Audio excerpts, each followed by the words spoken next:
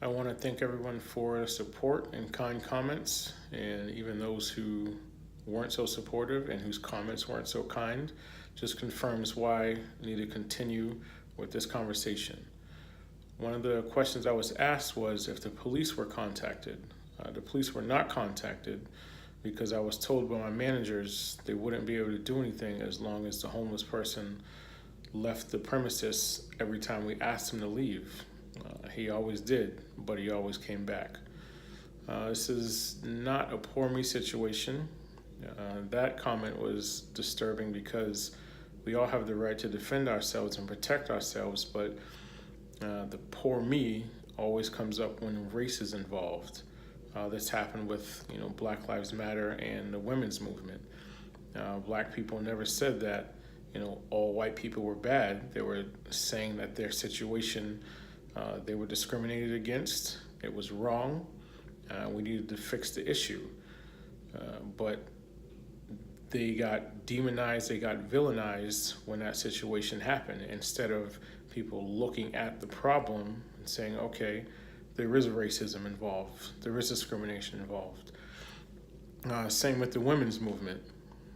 Women never said all men are pigs, all men are bad. They're saying, hey, look at the situation. We were assaulted, we were discriminated against, so we need to take care of that situation and deal with those people involved and make everyone aware of their actions.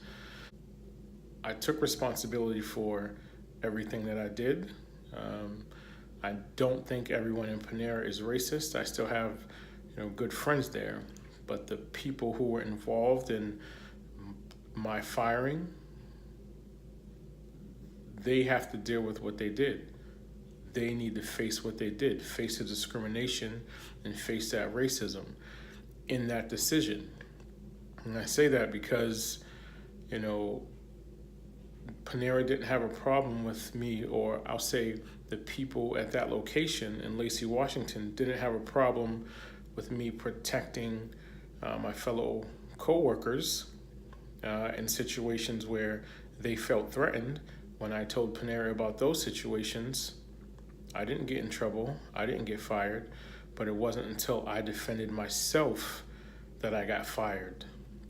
It's a staple discipline for when Black people, defend themselves. Again, they were more concerned and worried that that situation would have gone on social media and viral than they were about defending me. That was their exact words. And I did the right thing by telling Panera Bread what happened, which I did every time I had to protect, a coworker or a customer. And Panera never had a problem with it until I defended myself. One of the other topics was someone asked if, or someone believed that the homeless person was possibly mentally unstable, didn't realize what they were doing. We have to stop making excuses for racism. We have to stop defending racism. When people do things like that, they are very mentally aware. They know what they're doing. It's done with intention and on purpose, because racism is meant to hurt and destroy. You purposely do something like that. One of the other comments was they believe the homeless person would have, had this behavior, whether it was with a white person or a Black person. Again, we have to kind of get rid of that blanket response. Like, we have to see a situation for what it is. Now, in response to that, I will tell you that when the homeless person was eventually banned from the store, it was by a white manager, and he didn't disrespect her with any racial slurs or any racism. Yeah, he was very angry, but there was no racism involved. So again, you have to, see the facts for what they are. We can't just, make racism into a situation because